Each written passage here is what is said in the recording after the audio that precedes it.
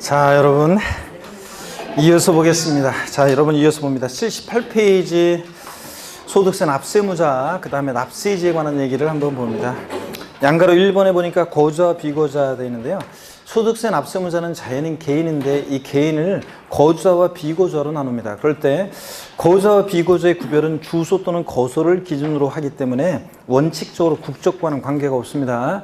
대한민국 국적을 갖고 있는데 미국에 영주권을 두고 있고 영주권을 가지고 있고 국내, 우리나라 국내에는 주소나 일정 기간의 거소가 없어요. 그러면 그 대한민국 국적 갖고 있는 동포요, 그 비거주자가 됩니다. 외국 국적 갖고 있어도 국내에 우리나라에 주소를 두고 있으면 거주자가 되고요. 자, 그래서 국적과는 관계없다. 그럴 때 거주자는 누구냐 그러면 의의를 봅니다. 거주자는 국내, 우리나라 국내를 얘기합니다. 항상 국내 주소를 두거나 주소가 있으면 거주자가 됩니다. 주소 없더라도 일과세 기간 중에 183일 이상 거주를 둔 개인을 우리가 거주자라고 합니다. 싸이를 떠올리시면 되죠.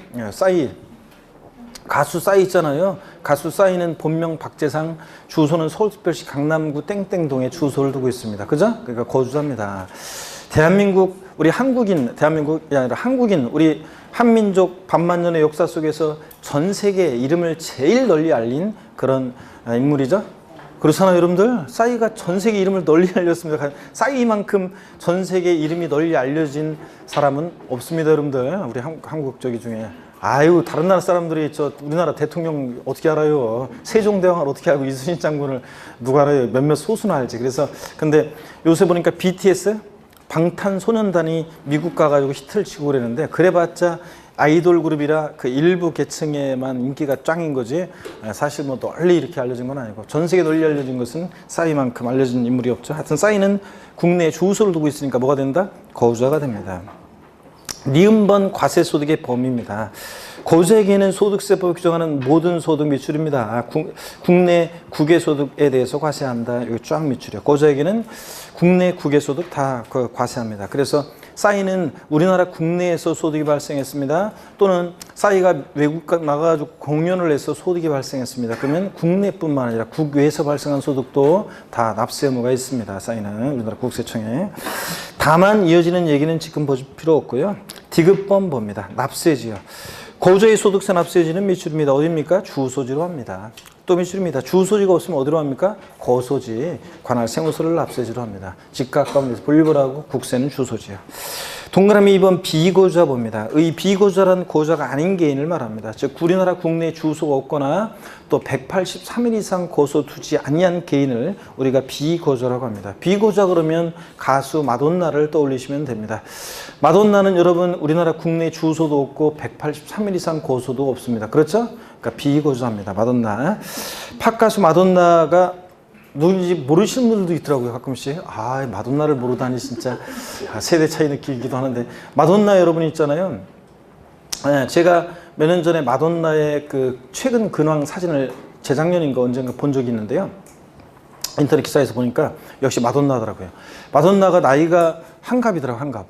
나 깜짝 놀랐네, 마돈나가 진짜. 그런데 그 마돈나가 있죠? 그 어떤 포즈를 취하고 있었냐면, 여전히 마돈나가 죽지 않았다는 게, 이렇게 가슴이 훤히 들어가 보이는 그런 상반신의 옷차림에다가 망사 스타킹 신고 있잖아요. 그 의자에 앉아가지고 쩍벌 자세로 뇌세적인 눈빛을 보내면서 사진을 찍었더라고요. 역시 마돈나 죽지 않았더라고요. 자, 여러분, 마돈나는 비거주자입니다. 그죠? 자, 니은번 봅니다. 비거주자의 과세소득의 범위를 보니까 비거주자에게는 소득세법에 따른 미출입니다. 국내 원천소득에 대해서만 과세합니다. 그렇죠? 그래서 마돈나가 우리나라 잠실에서 공연을 해서 소득이 발생했습니다. 마돈나는 우리나라 국세청에 소득세 납부할 의무가 있어요, 없어요? 소득세 납부할 의무가 있어요, 없어요? 세금은 내고 가야죠, 여러분들. 우리나라 국내에서 발생한 소득에 대해서 비거주자도 납세 의무가 있습니다. 근데 국외 발생 소득은요, 우리하고 뭔 관계가 있어요? 마돈나가 일본이나 미국에서 소득 발생하고 우리하고 관계 없잖아요. 그러니까 비거주자는 국내 소득만 납세 의무 있습니다. 그 다음에 납세지를 보니까 비거주자의 소득세 납세지는 또 쭉 미칩니다. 국내 사업장이 있으면 사업장 소유지. 국내 사업장이 둘 이상이면 주된 국내 사업장 수대지. 사업장이 없다 그러면 국내 원천 소득이 발생하는 장소를 납세지로 합니다. 자, 그래서 비거주자는 당연히 주소나 거소로 갈 수 없잖아요. 그러니까 국내 사업장이 있으면 사업장 소유지, 사업장이 없으면 국내 원천 소득이 발생하는 장소를 납세지로 합니다. 자, 이렇게 해서 거주자와 비거주자에 따라서 납세지요. 질문 드리겠습니다. 비거주자가 국외에 소지하는 토지를 양도한 경우에 양도소득세 납세의무가 있다. O, X예요. 예? 비거주자가 국외에 소지하는 토지를 양도한 경우 양도소득세 납세의무가 있다. X입니다. 마돈나가 미국에 있는 부동산 팔았을 때 우리하고 뭔 관계가 있어요, 여러분들? 자, 양가로 2번 봅니다, 여러분. 법인격 없는 단체, 국세기본법 규정에 따른 법인 아닌 단체 중 법인으로 보는 단체 외의 법인 아닌 단체. 하여튼 뭔 소리냐? 법인격 없는 비법인 사단, 재단, 단체는요. 자, 거주자 또는 비거주자로 보아서 소득세법 규정을 준용합니다. 그래서 원래 법인의 소득은 법인세지만 법인격 없는 비법인 사단, 재단, 단체는 뭘 적용한다? 소득세법 적용합니다. 참고적으로 한번 알아두시고요. 자, 79페이지 중요한 양도소득세입니다. 자, 그래서 우리 시험에서 제일 중요한 양도소득세 여기 보겠습니다. 자, 양도소득세는 우리 시험에서 제일 중요하고 양도소득세가 제일 어렵죠? 제일 많이 출제가 되고 제일 어렵습니다. 근데 양도소득세가 어려운 것도 있지만 왜 어렵냐? 꼭 양도소득세 할 때 되면 빠지잖아요. 여러분들 이렇게 빠지고 정신이 해이해지고 이러다 보니까 양도세 할 때 꼭. 하여튼 집중해서 봅니다. 양도소득세는 대여섯 문제가 출제가 되고요. 제일 많이 출제가 되고 제일 실무에서도 제일 중요하고 시험에서도 제일 중요하죠. 어떤 성격의 조세인지. 자, 양도소득세는 또 과세 대상 어떤 것을 양도했을 때 양도소득세가 부과되는지. 양도소득세는 양도에 부과하는 세금이니까 양도라는 것은 도대체 뭔지. 양도의 개념과 유형이야. 개념과 유형. 이런 것들. 양도에 해당하는 것은 해당하지 않는 것은 이런 거예요. 자, 26회 시험 때 양도소득세 과세대상, 양도에 해당하는 거 해당하지 않는 거 이런 것들을 또 물어봤고요. 자, 27회 시험 때는 안 나왔어요, 여기서. 그래서 제가 28회 시험 때 양도소득세 과세대상, 양도에 해당하는 거 해당하지 않는 거 시험에 무조건 나온다고 했고, 또 자, 두 문제 나올 수도 있고 묶어서 한 문제 나올 수도 있고 나온다고 했는데 무조건 나온다고 했는데 28회 시험에서 양도세 대상 문제 한 문제, 양도에 해당하는 것은 해당하지 않는 거 묻는 문제 한 문제 이렇게 해서 여기서 이렇게 각각 문제가 나와서 두 문제가 나왔습니다. 그래서 요거 시험 문제 나왔는데 쉽게 나왔어요. 그래서 우리가 평상시 공부한 아주 쉽게 자, 주는 문제로. 자, 우리가 요번에 세법이 취득세라든가 문제 그 지문을 보면 민법 문제예요, 민법 문제. 지문이 됐다 실어가지고 그냥 아유 그랬는데 양도세 이런 것들은 지문도 짧고 바로 문제 보고 답 고를 수 있는 그런 평상시에 계속 반복해서 공부한 내용이 나왔습니다. 그래서 두 문제 주는 문제였고요. 29회 시험에서는 그래서 이제 여기서 두 문제가 나왔기 때문에 29회 시험에서는 요거 묶어서 한 문제 정도 나올 가능성이 또 상당히 있습니다. 묶어서 나올 가능성. 그 다음에 양도소득세요. 양도 또는 취득의 시기. 어느 때를 양도 시기로 보고 취득 시기로 보느냐. 취득의 시기.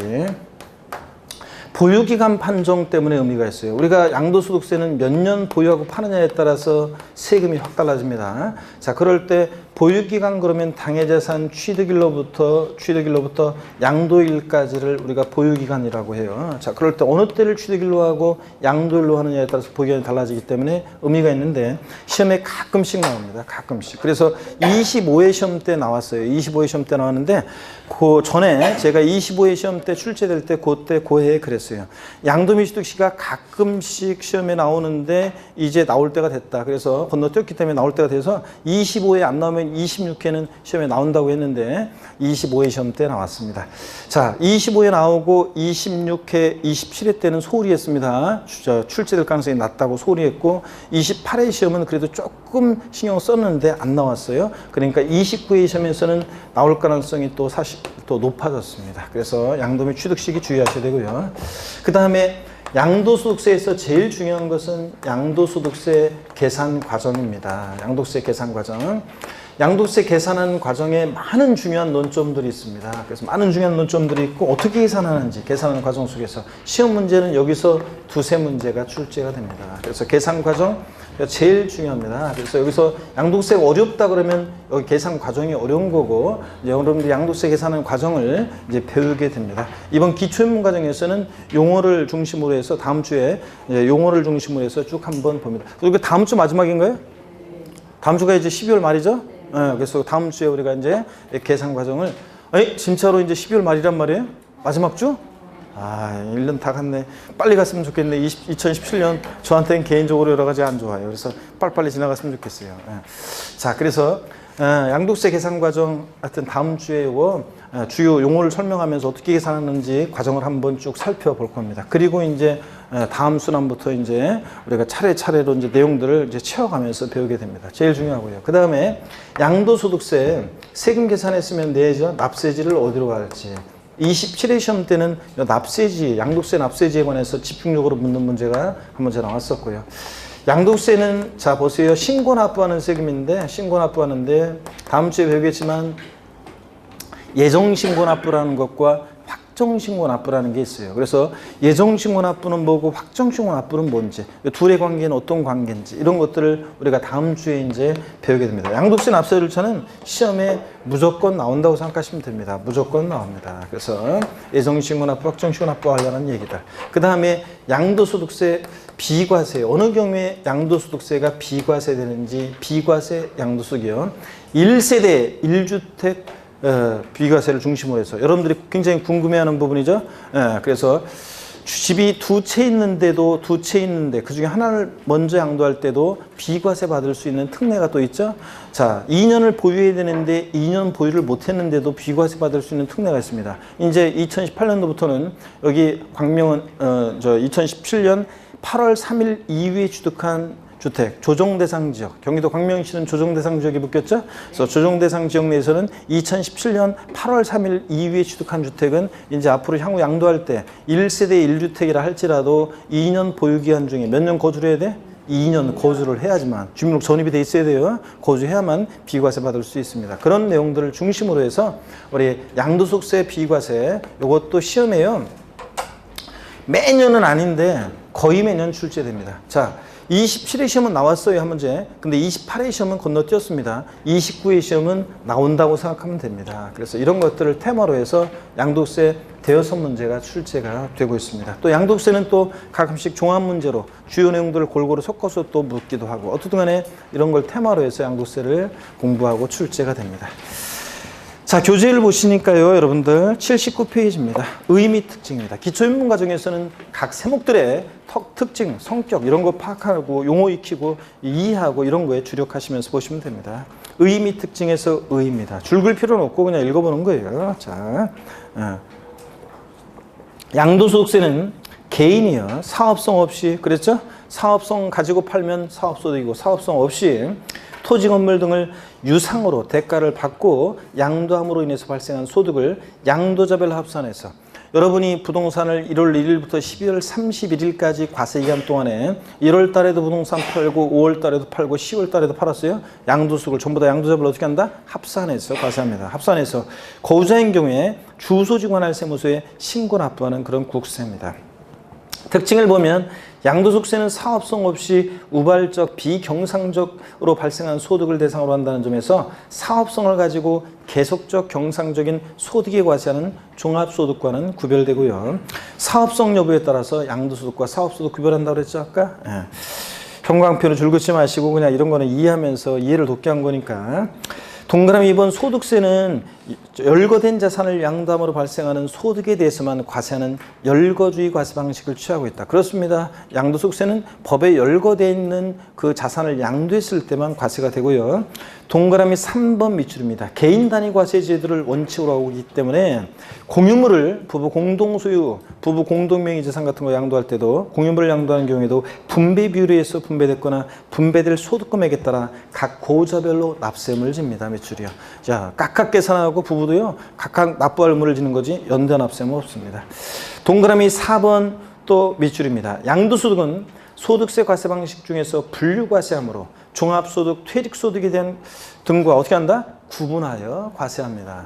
자, 그래서 합산하여 포함하여 땡입니다. 자, 밑줄이고 5번은 읽어봅니다. 양도소득세는 납세무자가 과세표준과 세액을 관할 세무서에 신고하는 때 납세무가 확정되는 신고 납부하는 조세고요. 다만 무신고에 따르면 과세관청에서 과세표준과 세액을 결정하여 즉 세금 계산해서 부과합니다. 박스 안에 봅니다. 양도소득세는 납세무자가 법에 열거된 자산을 사실상 양도한 경우에 그 양도소득에 대해서 세소득세를 계산해서 주소지 관할 세무서에 신고 납부하는 세금입니다. 원칙적으로. 유통과정에서 본 특징을 보니까 동그라미 1번 유통과정에서 부과하는 유통과세하는 세금이죠. 취득세, 등록면허세, 양도소득세 같은 세금을 유통과세하는 조세라고 그랬잖아요. 유통 왔다 갔다 취득한다, 소유권 오고 양도한다, 가고 유통과정에 부과하는 세금이고 인세입니다. 그래서 어떻게 한다? 합산과세합니다. 1월 1일부터 12월 31일까지 아까 그랬잖아요. 여러 번 부동산 양도하면 양도소득을 전부 다 어떻게 합니까? 합산해서 과세합니다. 분류과세하니까 아까 얘기했듯이 다른 소득과 구분해서 양도소득은 다른 소득과 구분해서 따로 분류해서 과세합니다. 4번은 뭐 우리 시험에 관계된 주요 세금들 다 똑같은 얘기고요. 사실주의 과세하고 역시 현황부과입니다. 양도세도 등기되지 않아도 등록되지 않아도 허가받지 않아도 과세가 됩니다. 여러분 넘어갑니다. 80페이지 양도세 과세 대상입니다. 어떤 것을 양도했을 때 부과되냐. 그 과세 대상 26회까지만 되어 있는데 아이고 28회도 하나 더 거기다 28회도 써놓습니다. 28회도 기출이 됐습니다. 자, 올해도 그래서 지난 28회 시험에도 나왔었고요. 28회 기출 됐고 개요부입니다. 양도소득세는 열거주의를 원칙으로 하고 있기 때문에 과세 대상은 다음에 열거된 것으로 한다. 그래서 대상물의 종류. 먼저 토지에 당연히 양도세 대상입니다. 그냥 읽어볼게요. 제가 토지란 공간 정보의 구축 및 관리 관한 법률에 따라 지적공부에 등록할 지목에 해당하는 것을 말한다. 이 경우 토지는 지적공부상 지목에 관계없이 사실상 지목에 의한다. 그렇겠죠, 여러분들? 양도일 현재 공부상으로는 농지로 되어 있지만 실제는 농사 안 짓고 있으면 농지가 아닌 토지로 과세하고요. 다만 사실상의 지목이 불분명하면 지적공부상 지목이 한다. 당연히 그렇지. 이런 걸 뭐 알아줄 거예요? 이런 건 토지 대상입니다. 건물 당연히 대상인데 건물이란 토지에 정착하는 공작물 중 주택, 점포, 공장, 창고, 사무실 등 지붕과 벽 또는 기둥인 것으로 건물의 밑줄입니다. 부속된 시설물과 구축물을 포함합니다. 자, 이 경우 건물의 용도는 국세기본법상의 실질과세 원칙에 따라 공부상 용도에 관계없이 사실상 용도에 따라 판단한다. 그렇습니다. 양도일 현재 공부상으로는 주택으로 되어 있지만 실제로는 영업용 건물로 사용하다가 양도하면 영업용 건물 양도로 과세합니다. 그 다음에 이런 것들 읽어보시고요. 그 다음에 동그라미 3번 부동산에 관한 권리도 대상인데 부동산에 관한 일정 권리도 대상인데 부동산에 관한 권리는 부동산을 이용할 수 있는 권리와 또 부동산을 취득할 수 있는 권리로 나눠져서 대상이 됩니다. 먼저 기억번 부동산을 이용할 수 있는 권리로서 지상권, 전세권, 등기된 부동산 임차권이 대상인데 거기 지상권, 전세권 돼 있잖아요. 지상권, 전세권 돼 있으면 그 뒤에다가 묶어서요. 지상권, 전세권은 등기와 무관하게 과세 대상이 됩니다. 등기와 무관하게 과세 대상이 돼요. 그래서 여러분요, 미등기 지상권, 미등기 전세권도 대상이 됩니다. 미등기 지상권, 미등기 전세권도 과세 대상이 되고요. 그 다음에 또 보세요. 지역권 있잖아요. 용익물권이라고 하는데 우리가 지상권, 전세권을 민법에서 배우죠. 용익물권, 사, 용, 수, 익에 대한 물권이잖아요. 그래서 또 뭐가 있어요, 얘네들? 지역권이 있는데 용익물권엔 지역권도 있는데 지역권은 과세 대상이 아닙니다. 자, 용익물권 중에서 지상권, 전세권만 대상이지 지역권은 대상이 아닙니다. 이 내용을 거기다가 필기해 놓습니다. 그 다음에 부동산 임차권도 대상인데 부동산 임차권은 반드시 뭐라고요? 등기된 부동산 임차권만 대상입니다. 그래서 등기된 부동산 임차권만 대상이지 요거 자 미등기 등기되지 않은 미등기 부동산 임차권은 대상이 된다 안 된다? 안 된다는 거. 자 28회 시험에서 등기되지 않은 부동산 임차권은 과세 대상이다. OX요. X잖아요. 이거 상식처럼 문제 보고 바로 그냥 고를 수 있는 문제지. 수십 번씩 이해하는 거고 이건 상식처럼. 미등기, 등기되지 않은 부동산 임차권 대상이 아닙니다. 자, 지상권, 전세권은 민법에서 물권이고 부동산 임차권은 채권이잖아요. 그래서 부동산 임차권 반드시 보다 등기된 것만 대상이지 등기되지 않은 미등기 부동산 임차권 아니고요. 자, 요 내용 알고 있는지 시험에서 여러 번 물어봤습니다. 자, 그래서 지상권, 전세권은 등기와 무관하게 대상이 되고 지역권은 대상이 아니고 부동산 임차권은 반드시 등기된 것만 대상이지 미등기 부동산 임차권은 대상이 아니고요. 아시겠죠? 요거. 그 다음에 동그라미 니은번을 봅니다. 부동산에 관한 권리 중에서 부동산을 취득할 수 있는 권리도 대상인데 부동산의 취득 시기가 돌아오기 전에 당해 부동산을 취득할 수 있는 권리 상태를 말하는데요. 그 보충 내용 있잖아요. 부동산을 취득할 수 있는 권리가 어떤 건지를 그 예를 아셔야 돼요. 다음 밑줄입니다. 1번 건물이 완성되는 때 그 건물과 이에 부수되는 토지를 취득할 수 있는 권리. 그 예도 알아두셔야 됩니다. 아파트 당첨권, 분양권, 조합원 입주권 같은 거예요. 아파트 당첨권, 분양권, 조합원 입주권 같은 이런 것들 대상이 됩니다. 여러분 그렇잖아요. 아파트 당첨권 갖고 있으면 나중에 본계약 체결해서 아파트 완공되면 그 건물과 그에 따른 토지를 취득할 수 있게 되잖아요. 그죠, 여러분들? 그래서 부동산을 취득할 수 있는 권리로서 아파트 당첨권, 분양권, 조합원 입주권 같은 거 대상이 됩니다. 건물이 완성되는 때 건물과 이에 따른 토지를 취득할 수 있는 권리 대상이고요. 자, 2번 발행기간은 중요하지 않습니다. 지자체 한국토주택공사가 발행하는 토지상환채권 밑줄이요. 그 다음에 한국토주택공사가 발행하는 주택상환채권 밑줄이요. 상환이란 말 들어있는 이 채권은 나중에 토지로 주택으로 바꿔주니까 대상이 됩니다. 근데 국민주택채권 같은 것은 백날 갖고 있어도 국민주택으로 바꿔줘요, 안 바꿔줘요? 안 바꿔줍니다. 그러니까 국민주택채권 같은 것은 국민주택채권 같은 이런 것은 과세 대상이 아닙니다, 여러분들. 자, 그래서 요거 여러분들은 자, 그래서 국민주택채권은 아니고 하여튼 토지상환채권, 주택상환채권만 대상이 됩니다. 또 4번에 또 밑줄입니다. 부동산 매매계약을 체결한 자가 계약금만 지급한 상태에서 양도하는 권리 이런 것도 대상이 됩니다. 자, 이게 어떤 거냐? 부동산 매매계약을 체결한 자가 계약금만 지급한 상태에서 양도하는 권리 어떤 거냐? 어떤 주부수강생이 저한테 물어봤어요. 교수님, 저희 시동생 명의로요. 아파트 그 분양계약 체결하면서 시동생 명의로 계약을 했어요. 계약 당시 계약금을 치른 것은 시동생 명의로 치렀어요. 근데 지금 잔금 치르기 전인데요. 부동산 취득 시기 도래하기 전, 즉 잔금을 치르기 전에요. 잔금 치르기 전에 애들 아빠 명의로요. 명의를 좀 바꾸려고 그래요. 어떤 세금이 문제될 수 있나요? 자, 여러분 보세요. 일단 양도소득세가 실제 과세되느냐 안 되느냐는 변론을 하고 양도소득세가 문제가 되는 겁니다. 뭐냐면 갑은요, 부동산을 취득할 수 있는 권리를 양도했다고 봅니다. 자, 부동산 매매계약을 체결한 자가 계약금만 지급한 상태에서 취득 시기 도래하기 전에 명의가 바뀌면 부동산을 취득할 수 있는 권리를 양도했다고 보는데 여러분 보세요. 우리가 계약금을 왜 치르냐? 여러분 민법에서 이제 계약금의 효력을 배우는데 우리가 계약금을 왜 치러요?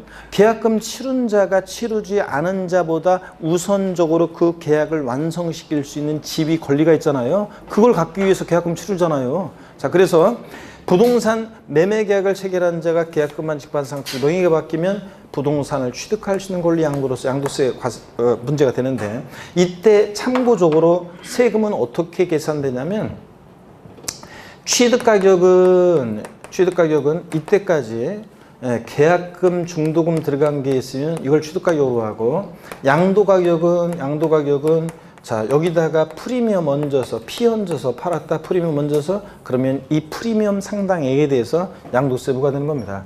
어떤 수강생들이 교수님 지상권이나 전세권, 등기된 부동산 이런 것도 거래가 되나요? 여러분들이 잘 몰라서 그렇지 뉴스 같은 거 가끔 보면 이런 것도 거래가 됩니다, 여러분들. 그래서 코레일 같은 거 용산 역사 거기 지상권 갖고 있는 사업자가 지상권을 넘기는 걸 봤어요, 제가. 자, 양도하는 걸. 그래서 이런 것들은 그러면 양도세는 어떻게 계산하나요? 프리미엄 받고 내가 지상권을 타인의 토지 지상 위에 토지를 이용할 수 있는 건물이나 뭐 이런 것들을 소유할 수 있는 어떤 그 타인의 토지 지상 위의 어떤 권리를 내가 다른 사람한테 프리미엄 받고 넘겨요. 그러면 그 프리미엄 상당에 대해서 양도세가 부과되는 겁니다. 예? 자, 이렇게 해서 이런 것들 대상이 된다. 자, 다시요. 부동산에 관한 권리 중에서는 부동산을 이용할 수 있는 권리로서 지상권, 전세권, 등기된 부동산 임차권이 대상이다. 그럴 때, 자, 미등기 전세권 대상입니까? 아니에요? 아, 이거 금방 대상이 된다니까. 미등기 전세권 대상입니까? 대상입니다. 금방 봤잖아요, 여러분들. 자, 미등기 지상권 대상입니까? 대상입니다. 지역권 대상입니까? 아니고. 미등기 부동산 임차권 대상입니까? 미등기 부동산 임차권은 아니고. 등기된 부동산 임차권은 반드시 뭐만? 등기된 것만 대상이고. 또 부동산을 절 보세요. 취득할 수 있는 권리로서 건물이 완성되는 때 그 건물과 이에 딸린 토지를 취득할 수 있는 권리로서 아파트 당첨권, 분양권, 조합원 입주권 같은 거 대상이고, 토지 상환채권, 주택 상환채권, 상환이란 말 들으면 채권 대상이 되고, 또 부동산 매매 계약을 체결한 자가 계약금만 지급한 상태에서 양도하는 권리, 이런 것도 대상이 됩니다, 여러분. 자, 이렇게 해서 받고요. 그 다음에 81페이지 있잖아요. 주식 또는 출자 지분도 대상이 되는데, 다음에 해당하는 주식 또는 출자 지분의 양도로 발생한 소득으로 한다. 그래서요, 기타 자산에 해당하는 기타 자산이라는 것에 해당하는 주식을 제외하고 일정한 주식은요, 또는 출자 지분 대상이 되는데 한번 보겠습니다. 다음에 어느 하나에 해당하는 주식 또는 출자 지분 양도로 발생한 소득으로 한다. 기억번 주권 상장 법인 주식은요, 원칙은 대상이 아니고요, 얘는 예외적으로만 대상이 되는데, 자본시장과 금융수사업에 관한 법률에 따른 주권 상장 법인의 주식 등으로서 소유주식의 비율을 시가총액 고려해서, 자, 밑줄이요, 대주주가 양도하는 것. 대주주가 양도하는 주권 상장 법인 주식은 대상이 됩니다. A번에 대주 양도하는 거. B번 증권시장에 거래에 의하지 아니하고 양도하는 건 밑줄이요. 그래서 장외 거래하는 주권 상장 법인 주식은 대상입니다. 그러면 절 보세요. 소액주주가 증권시장을 통하여 양도하는 주권 상장 법인 주식은 대상이 되겠습니까? 소액주주가 양도했죠. 그 다음에 증권시장을 통해서 양도했죠. 대주주 양도, 장외거래 어디에도 해당되지 않으니까 소액주주가 증권시장을 통해서 양도할 때 주권 상장 법인 주식은 대상이 아닙니다. 대주주 양도하거나 장외거래할 때만 대상입니다. 여러분들이 주식 거래할 때 여러분은 소액주주지, 여러분이 증권시장을 통해서 주식 거래하니까 여러분이 양도세 내야 안 내요? 안 내잖아요. 자, 그런 얘기입니다. 그 다음에 니은번 밑줄입니다. 주권 상장 법인이 아닌 비상장법인 주식은 무조건 대상이 됩니다. 대주주가 양도하든 소액주주가 양도하든 무조건 대상이 되고요. 자, 그 다음에 양도세 대상에는 또 5번 기타 자산이 있습니다. 기타 몽땅 싸가리다가 아니라 글자 그대로 기타 자산 네 가지 종류가 있는데요. 디귿하고 리을번은 중요하지 않고요. 기역과 니은이 중요합니다. 기역번 밑줄입니다. 사업용 고정자산과 함께 양도하는 영업권인데, 사업용 고정자산이 뭐냐? 거기 땡땡 사업용 고정자산 계속 밑줄입니다. 가로 안에도 토지, 건물, 부동산에 관한 권리와 함께 양도하는 영업권 대상입니다. 그래서 토지와 함께 양도하는 영업권, 건물과 함께 양도하는 영업권, 부동산에 관한 권리와 함께 양도하는 영업권은 대상이 돼요. 가로 안에 영업권을 별도로 평가하지 않았으나 사회통념상 자산에 포함돼서 함께 양도된 것으로 인정되는 영업권과 행정관청으로부터 인가허가, 면허 등을 받음으로써 얻는 경제적 이익을 포함해서요, 영업권은 대상이 됩니다. 그런데 다만 그 아랫줄 중요합니다. 영업권을 단독으로 양도함으로 발생한 소득은 종합소득 중 기타 소득에 해당합니다. 그래서 영업권은 반드시 사업용 고정자산과 함께 양도해야지, 영업권만 단독 양도하면 뭐다? 기타 소득으로서 종합소득세 대상이 됩니다. 그래서 시험에 몇 번 또 물어본 것이 사업용 고정자산과 분리되어 양도되는 영업권 대상입니까? 아닙니다, 여러분. 제가 영업권 예를 들 때, 옛날에는 영업권 예를 들 때 KFC 예를 들었었어요. KFC가 처음에 한국에 상륙했을 때 저는 한국 기업인 줄 알았어요. 왜 한국 기업이라고 제가 착각했냐고요? 코리안, 프라이드, 치킨 이건 줄 알았어요. 그랬더니 나중에 알고 봤더니 다국적 기업이더라고요. 그래서 제가 BBQ를 예를 들었었는데 최근에 보니까 기사에 보니까 갑질 기사 나오더라고. 그래서 이제 안 하기로 했어요. BBQ. 이거 안 해, 이제 안 해, 이거. 자, 예를 들어서 어떤 땡땡 치킨이 있습니다. 땡땡 토종기업 땡땡 치킨이 있는데, 광명점이 있습니다. 그래서 광명 지역에서 영업할 수 있는 영업권을 갖고 있는 사람이 영업권만 양도하면 안 돼요. 그래서 요 영업권을 양도를 하는데 이거를 만약에 사업용 고정자산, 토지, 건물, 부동산에 관한 권리 이런 것과 함께 양도를 하면 이건 양도소득입니다. 그런데 요것과 분리돼서 영업권과 분리돼서 단독 영업권만 양도해, 단독 영업권만 그러면 이제 영업권만 양도하면 이러면 요건 이제 기타소득세 대상입니다. 기타소득. 그래서 종합소득세로 갔습니다. 기타소득세 대상이고 이렇게 해서 이렇게 한번 알아두시면 되겠습니다. 기타소득. 자, 그러면 됐습니다, 여러분들. 보시고. 동그라미 니은번을 봅니다. 또 중요합니다. 밑줄이요. 특정시설물 이용 및 회원권. 자, 골프 회원권 같은 이런 것들이요. 이용권, 회원권. 그 밖에 명칭과 관계없이 시설물을 배타적으로 이용하거나 일반 이용자보다 유리한 조건으로 이용할 수 있도록 약정한 단체의 구성원이 된 자에게 부여되는 시설물 이용권. 그래서 특정시설물 이용 및 회원권 그 제목의 밑줄이고 그 옆에다가 골프 회원권 등 이렇게 써놓으세요. 골프 회원권, 콘도 회원권, 헬스클럽 회원권 같은 이런 것들을 말합니다. 골프 회원권 등 그 예로 하나 써놓으시면 됩니다. 여러분, 그러면 헬스클럽 회원권도 대상이라고요? 네. 자, 그러면 여러분 봅니다. 질문 드리겠습니다. 여러분 동네에 있는 헬스클럽 회원권은 양도세 대상이 되겠습니까? 아니요. 네? 여러분 동네에 있는 헬스클럽 회원권 대상이 돼야 안 돼요? 안 돼요. 안 돼요? 대상이 됩니다. 여러분 동네에 있는 헬스클럽 회원권도 대상이 되는데요. 여러분들 5성급 호텔 헬스클럽 회원권은 거래가 됩니다. 프리미엄 붙여서 거래가 되는데 여러분 동네에 있는 헬스클럽 회원권도 대상이 되냐고요? 자, 그러는데 여러분 보세요. 거래가 안 된다는 것뿐이지 대상이 됩니다. 여기 가액 기준이나 면적 기준이나 시설 기준이 있어요, 없어요? 없어요. 이용권, 회원권. 남보다 배타적 우월적 지위에서 시설물을 이용할 수 있는 이용권, 회원권은 다 대상이 됩니다. 거래가 안 된다는 것뿐이지. 여러분 동네에 있는 헬스클럽 회원권, 예를 들어서 연간 회원권 가격이 100만 원이라고 쳐요. 그걸 누가 사가지고 프리미엄 얹어서 120만 원에 판다고 하면 사는 사람이 있어요, 없어요? 그걸 뭐하러 사요, 여러분 동네 헬스클럽 언제 망할지도 모르고 주인한테 가가지고 주인한테 말만 잘하면 그 액면가보다 더 싸게 살 수도 있는데, 그죠? 막 깎아줘가지고. 근데 그걸 갖다 누가 프리미엄 먼저 파는데 그걸 갖다 120만 원에 사봐. 그러면 망하는 거지. 그거 오르냐고, 그게. 자, 그러니까 거래가 안 된다는 것 뿐이지 명칭 불문하고 이용 및 회원권, 골프, 콘도, 헬스클럽 회원권 대상이 된다, 안 된다? 된다. 알아두시면 됩니다. 그 다음에 가로 안에 보니까 세 번째 줄, 법인의 주식 등을 소유하는 것만으로 시설물을 배타적으로 이용하거나 일반 이용자보다 유리한 조건으로 시설물 이용권을 부여받게 되는 경우에 그 주식을 포함한다 되는데요.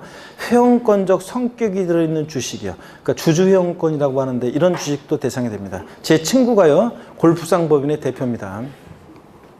그럼 얼마나 좋겠어요. 뻥으로요. 진짜 얼마나 좋겠어요. 골프 연습장 대표는 있는데요. 골프 회원권 대표, 골프장 그 대표는, 골프장 대표면 재벌 친구가 있다는 건데, 재벌 친구 있어 보세요. 그러면 그냥 맨날 그냥 거기 그냥 공짜로 가서 그냥 부킹하고 얼마나 좋아요. 재벌 친구가 없어요. 아니고 있다고 치고, 그 친구가 저한테 오더니 우리 골프장 법인의 주식을 인수할 생각이 없냐. 그래서 좋다. 그 대신 내가 니네 골프장 법인의 주식을 갖고 있는 동안에는 회원들이 누릴 수 있는 지위를 누리게 해줘라. 그럴 때 그런 주식은 갖고 있다. 회원권적 성격이 들어있는 그런 주식을 팔면은 양도세 대상이 됩니다. 이렇게 알아두시고요. 자, 그래서 하여튼 사업용 고정자산과 함께 양도하는 영업권, 특정 시설물 이용 및 영업권 대상이고, 그 다음에 디귿번 특정한 법인 주식, 리을번 특수업종 영위하는 일정한 부동산 과다업 보유 법인의 주식이 있는데 요건이 있는데요. 몰라도 됩니다. 지금 시험에서도 중요하지도 않고요. 하여튼 나중에 설명드릴게요. 일정한 요건을 갖춘 특정한 법인 주식 두 가지가 기타 자산으로서 대상이다. 81페이지 맨 아래 일정한 금융상품, 파생상품, 코스피 200 선물 옵션에 해당하는 일정한 금융상품인 파생상품도 대상이 됩니다. 근데 여러분들이 중개사가 되시면 부동산 공인중개사가 되는 것이지 여러분이 금융상품 중개할 일 없잖아요. 그러니까 요거는 그냥 제목만 아시면 됩니다. 파생상품은 대상이 된다. 절 봅니다. 그래서 토지, 건물, 부동산에 관한 권리, 또 기타 자산, 주식 또는 출자집은 파생상품은 양도세 대상이 됩니다. 그럴 때 부동산에 관한 권리 중에서는 부동산을 이용할 수 있는 권리로서 지상권, 전세권, 등기된 부동산 임차권 대상이고, 지역권은 대상이다 아니다? 아니고, 미등기 전세권 대상입니까? 에헤이, 미등기 전세권 대상입니까? 된다니까. 미등기 지상권 대상입니까? 네, 대상이 됩니다. 미등기 부동산 임차권은 대상입니까? 아니고요. 부동산 임차권은 반드시 등기돼야지, 등기되지 않은 부동산 임차권 아니고, 부동산을 취득할 수 있는 권리로서 건물이 완성되는 때 그 건물과 이에 딸린 토지를 취득할 수 있는 권리로서 아파트 상권권, 분양권, 입주권, 이런 거, 조합원 입주권 같은 거 대상이 되고, 토지 상환채권, 주택 상환채권 대상이고, 왜 가만히 있어요? 여러분들 따라해야지.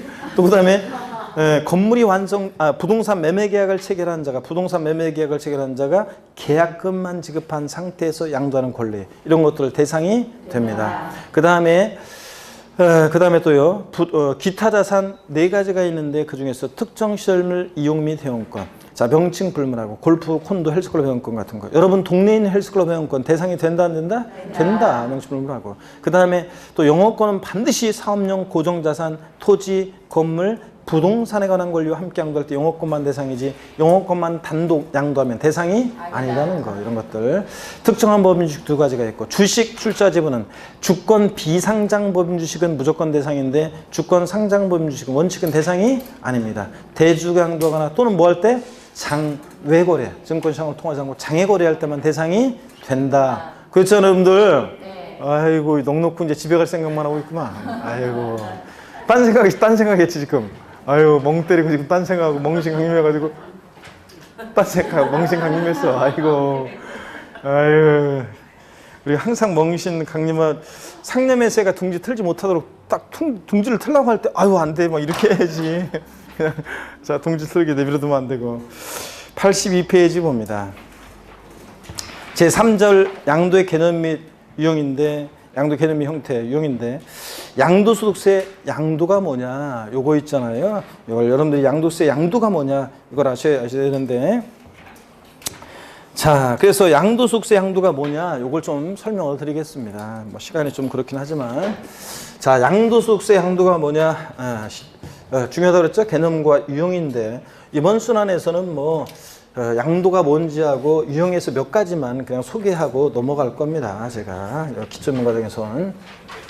그래서 양도가 뭔지 한번 설명을 드리겠습니다. 여러분, 양도소득세는 양도에 부과하는 세금이잖아요. 그러니까 양도가 뭔지 아셔야 되는데, 양도소득세 양도는 한마디로, 자, 사실상 유상 이전을 의미합니다. 그래서 누가 여러분한테 양도소득세 양도가 뭐냐 물어보면 뭐라고 대답하신다? 사실상 유상 이전이다. 이렇게 대답하시면 됩니다. 그러면 이게 무슨 말이냐? 절 봅니다, 여러분들. 양도세는 사실상 이전만 하면 돼요. 실질과세 원칙상 등기 등록과 무관합니다. 등기 등록과 무관해요. 자, 등기 등록과 무관하게 과세가 됩니다. 그래서 무관하게 과세가 되는데, 등기 등록과 무관하게 과세. 그래서 꼭 등기 등록을 이행한 경우에 하나여 양도한 것으로 본다. X입니다. 등기를 이행하지 않았어도 사실상 이전만 하면 됩니다, 여러분들. 그 다음에 우리 그러고 보니까 옛날에 이쪽 앞에 앉으셨더니 왜 그 뒤로 가셨어 또? 아이고. 아니 그 사람 말고 우리 그쪽 분단 끝에. 아이고, 진짜 오늘 안 나온 줄 알았잖아. 이제 보니까 보이네, 얼굴. 기둥 때문에 가려가지고 안 보였는데 안 나온 줄 알았더니 나오시긴 나오셨는데 뒤에 앉으셨구만. 앞으로 오셔 다시. 자, 그래서 가까이. 그래서 제일 좋은 게 저희들 우리 여기는 앞에를 다 지금 자리를 비워놔서 그런데, 제일 좋은 거는 저희들 그 로얄 젤리를 저희들 가끔씩 흥분하면 침 튀기잖아요. 저는 침을 자주 튀기는 사람은 아닌데 어떤 분은 막 침 막 튀긴다고 하더라고요. 저희 침 튀기는 범위 내에서. 그래서 제가 어떤 경우는 강의하다 보면 막 흥분해서 하다 보면 침이 있잖아요. 탁 튀었는데 내 눈에 보여요. 포물선을 그리면서 수강생 앞에 있는 수강생 머리 위로 떨어지는 걸 볼 때는 좀 민망하긴 한데, 자주 그러는 일은 아니고 가끔씩, 아주 가끔씩. 자, 앞으로 오셔야 되고. 자, 등기를 이행하지 아니했어도요. 등기 이전까지 안 했어도 잔금 받거나 그래서 사실상 이전만 하면 돼요. 등기를 이행한 경우에 한해서 양도한 것을 본다면 틀려요. 그 다음에 또 사실상 이전해야지 형식적인 이전은 양도가 아니에요. 양도세는 반드시 사실상 이전해야지 형식적 이전은 양도가 아닙니다. 그러면 형식적 이전의 대표적인 예는 뭐냐면요. 양도 담보 목적으로 이전하는 거예요. 양도 담보 목적으로 이전해요. 그래서 오늘 강의를 맨날 이게 밥만 먹으면 하는 거니까 제가 오늘 강의했지. 이게 지금 정신이 거의 제가 지금 혼미한 상태거든요. 지금 시간이 가까우니까 끝날 시간이 되니까 거의 정신이 혼미하고 있어요. 고도의 집중력을 발휘하고 있긴 있지만 지금 신락 같은 그 의식의 끈을 잡고서 지금 강의를 하고 있어요. 지금 그래서 지금 말은 지금 맨날 하는 거니까 습관적으로 나오고 있는데 어느 순간인가 말이 헛나갈지 몰라요. 지금 그래서 잘 지금 이런 집중해서 마지막으로 한번 잘 들어봅니다. 양도 담보 목적으로 이전은 이게 양도에 해당하지 않는다고 하는데요. 결론적으로. 여러분이 민법에서 이제 자세히 배워요. 양도담보가 뭔지, 매도담보가 뭔지 이런 것들을 배우게 되는데 제가 그냥 자세한 것은 민법에서 배우고 제가 양도담보가 뭔지 간단하게만 말씀드리면 제가 공부할 때, 학교 다닐 때 공부할 때 양도담보는 재봉틀 판례로 공부했어요. 1960년대, 70년대 어떤 어머니가요. 지금은 재봉틀이 별거 아니지만 옛날엔 재봉틀이 주부들한테 중요한 집안의 그 재산 목록 이런 적도 있었고요. 어떤 어머니가 재봉틀을 굴려가지고 바느질해서 한 집안의 가게를 꾸려나가고 있는데 돈이 급하게 필요해서 이제 채권자로부터 재봉틀을 담보로 돈을 빌리는데요. 여전히 이 어머니가 재봉틀을 굴려요. 사용 수익해요. 그래서 재봉틀을 굴려서 수익이 발생하면 저 어머니가 가져요. 근데 채권자한테 변제기가 돼서 돈을 못 갚으면 이 재봉틀을 네 맘대로 알아서 해라. 처분권을 전합니다. 이런 계약을 우리가 뭐라고 하냐면 양도담보계약이라고 합니다. 자, 보시면 갑이라는 사람이 있는데 을이 있고요. 갑이 을이라는 사람으로부터 금전을 대여받습니다. 돈을 빌려요. 대여금 채권에 대한 얘는 채무자고요. 얘는 채권자입니다. 자, 그럴 때 갑이요. 이 자산을 담보로 해서 금전을 대여받는데 이게 이 자산에 대해서 갑이 행사하고 있는 소유권 내용을 참고적으로 한번 볼게요. 민법에서 여러분이 배우는 거 우리 세법과는 요 내용은 관계가 없지만 한번 보세요. 소유권이라는 하나에 걸리는 사용할 수 있는 사용 권한, 수익할 수 있는 수익 권한, 처분할 수 있는 처분 권한, 권능 이렇게 돼 있잖아요. 그래서 민법에서 배워요. 이건 권리인데 이건 권능 권한이에요. 그래서 하여튼 뭐 세법과는 관계가 없지만 한번 보세요. 자, 양도담보계약은 이거예요. 여전히 채무자가 사용수익을 해요. 사용수익에 대한 권한 권능은 채무자가 가지고 있어요. 채무자가. 근데 변제기가 돼서 돈을 못 갚으면 네 마음대로 알아서 해라. 처분권은 채권자에게 이전합니다. 그러면 여러분 보세요. 이 갑에서 을로 양도담보 목적으로의 이전은요. 등기 형식은 소유권 이전 형식을 빌리지만 실질은 담보 이전. 즉 여전히 채무자가 사용수익해요. 예? 이거 또 집중력이 여전히 채무자가 사용수익하고 변제기가 돈 못 갚으면 네 마음대로 알아서 해. 처분권만 머릿속으로 이전한 거예요. 그러니까 자, 이 갑에서 을로의 양도담보 목적으로 이전은 양도에 해당하지 않습니다. 왜냐고요? 사실상 이전한 게 아니잖아요. 형식적으로만 이전한 거지. 자, 그래서 양도담보 목적으로 이전은 양도에 해당하지 않습니다. 근데 채무 불이행 등의 사유로요.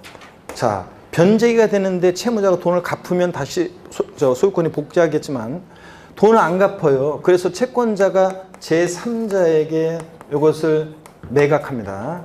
자, 그래서 팔아가지고 채무자는 변제 충당한다고 하고 채권자는 팔아서 자기 채권 만족을 얻고 나머지 돌려주고 자, 이렇게 매각을 해요. 이때는 완전히 제3자에게 대가받고 넘어간 거니까 이때는 양도에 해당합니다. 그래서 28회 시험 때 이걸 물어봤어요. 다음 중 자, 소득세법상 양도로 보는 것은 정답이 뭐였냐? 양도담보된 자산이 채무불이행 등의 사유로 변제 충당된 경우 양도에 해당합니다. 일단 완전히 팔아버린 거니까. 자, 요겁니다. 하여튼 결론 양도담보 목적으로 이전은 양도에 해당하지 않습니다. 단 채무불이행 등의 사유로 변제 충당, 매각했을 때는 양도에 해당한다 이 얘기입니다. 자, 그러면 다시 계속 봅니다.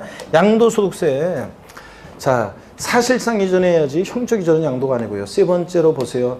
반드시 양도소득세는 유상이전, 대가를 받고 이전해야지 무상이전은 양도에 해당하지 않습니다. 상속 증여에는 해당될지언정 양도가 아닙니다. 반드시 양도세는 대가를 받고 전해야 돼요. 그래서 여러분들 누가 여러분한테 양도소득세 양도가 나중에 공부 많이 하다 보면 판례와 통칙 내용 같은 거 못 보던 게 나올 수도 있는데 이게 판례의 내용이 막 나와요.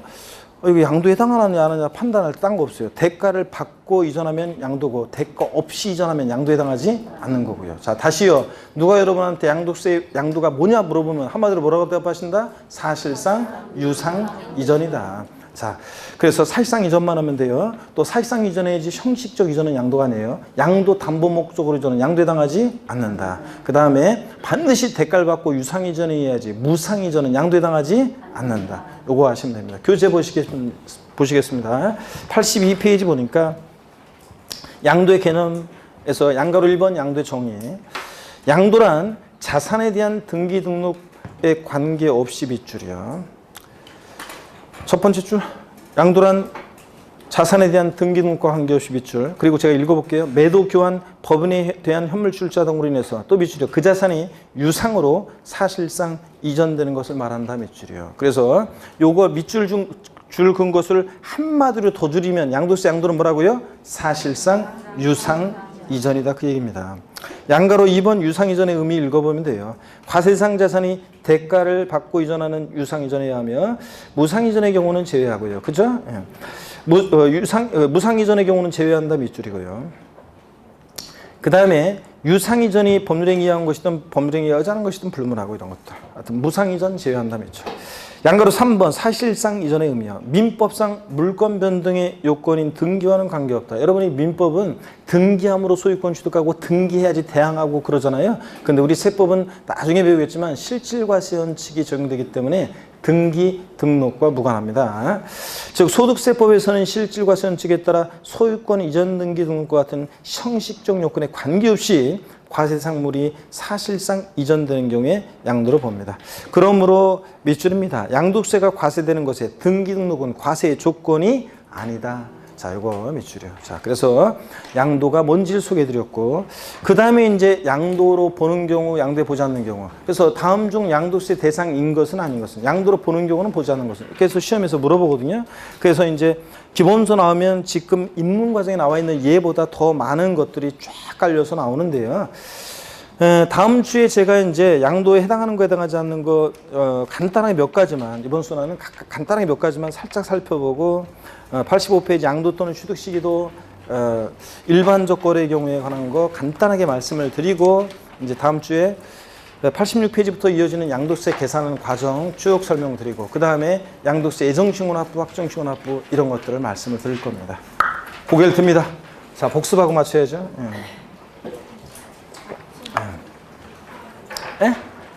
자, 고개를 드시고, 우리 오늘 배운 거요. 종합부동산세부터 했죠? 자, 종부세 다시 봅니다. 부동산 보유시부가 되는 대표적인 국세고, 종부세는 인세입니다. 그래서 합산과세 하는데, 종부세는 납세무자가 개인일 때는 어떻게 한다고요? 세대별 합산, 부부 합산 아니고 어떻게 한다? 개인별로 합산한다. 개인별로. 그 다음에 종부세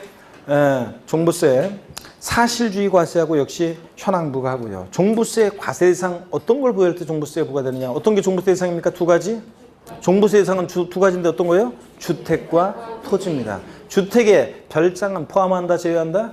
제외하고, 고급택은 어떻게 하고? 포함하고 종부세 대상이 되고, 토지, 모든 토지인데, 자, 지적공부상 토지뿐만 아니라 사실상의 토지를 포함하는데, 다만 과세 범위가 재산세랑 다른데요. 재산세에서 그 모든 토지를 세 개용으로 나눴잖아요. 별도 합산, 종합 합산 대상 토지는 종부세 대상이 되는데, 분리 대상 토지는 저율이든 고율이든 종부세 대상이 아니라는 거.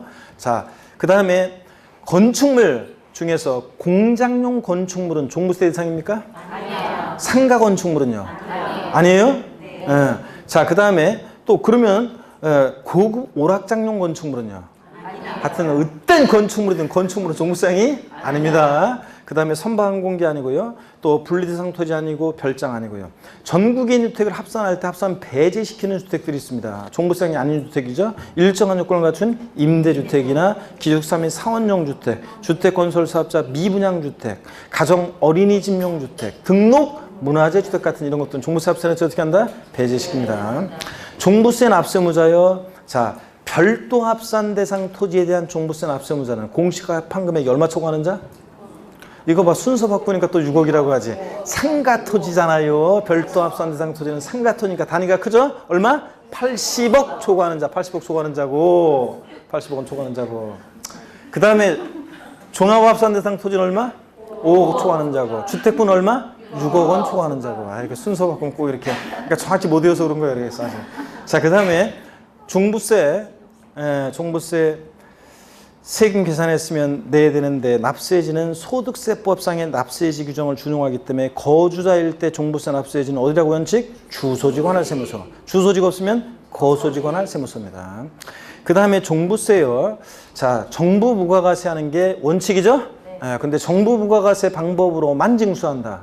X입니다. 납세무자가 휴통에 버리고 신고납부 선택하면 신고납부할 수도 있습니다. 종부세는 자, 관할 세무장이 세기 결정해서 고의서 보낼 때 무조건 토지분이든 주택분이든 대상 종류 관계없이 납기 언제로 합니까? 12월 1일부터 12월 15일까지 납기로 합니다. 자, 납세무자가 고의서 휴통에 버리고 그냥 신고납부할 때도 언제까지 신고해야 돼? 12월 1일부터 15일까지 신고해야 합니다. 토지분이든 주택분이든 무조건 그렇다고 그랬어요. 나중에 이제 문제 내서 보면 알지, 이제. 그 다음에 종부세 또요, 예. 고지서 발부할 때는 납기 개시 언제까지? 5일 전까지, 납기 개시 5일 전까지 고지서 발부해 줘야 되고요. 종부세, 예. 부가세목은 어떻게 외웠습니까? 종농이, 재산세, 재진이. 종부세는 종농이, 농특세가 몇 프로? 20% 부과됩니다. 종부세가 20%.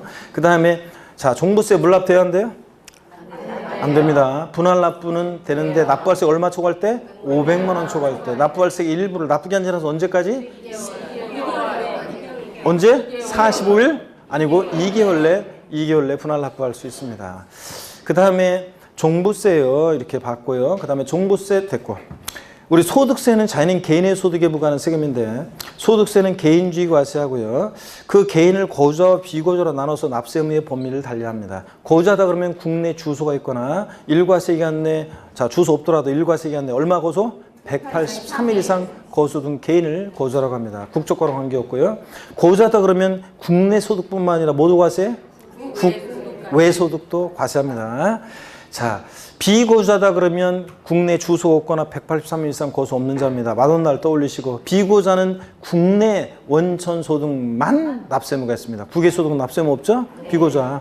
자, 그래서 비거주자는 납세지가 주소나 183일 이상 거주 없는 자니까 국내 사업장에 있으면 사업장 소유지. 국내 사업장에 있으면 국내 원천 소득이 발생하는 장소를 납세지로 합니다. 비거주자일 때 소득세는 과세기간이 1월 1일부터 12월 31일까지입니다. 거주자가 사망했다 그러면 납세문제 임의로 정할 수 없는데 예외가 있어. 사망했다 그러면 언제까지? 사망일 전날까지. 그렇죠? 아니고 사망한 날까지. 거주자가 자, 해외로 출국해서 비거주자가 될 때는 1월 1일부터 언제까지? 출국일까지 과세기한으로는 예외도 있습니다. 소득세는 과세 방식, 양도소득이 채택하고 있는 과세 방식은 어떤 과세 방식입니까? 양도소득은 어떤 과세 방식? 소득세 과세 방식 중에서 분류 과세 방식입니다. 그러니까 양도소득에 대한 과세 표준은 종합소득, 퇴직소득에 대한 과세 표준과 구분해서 계산해요? 포함해서 계산해요? 구분해서 분류해서 따로 합산하지 않고 구분해서 분류해서 과세합니다. 그죠? 아이고. 자, 그 다음에 양도소득세.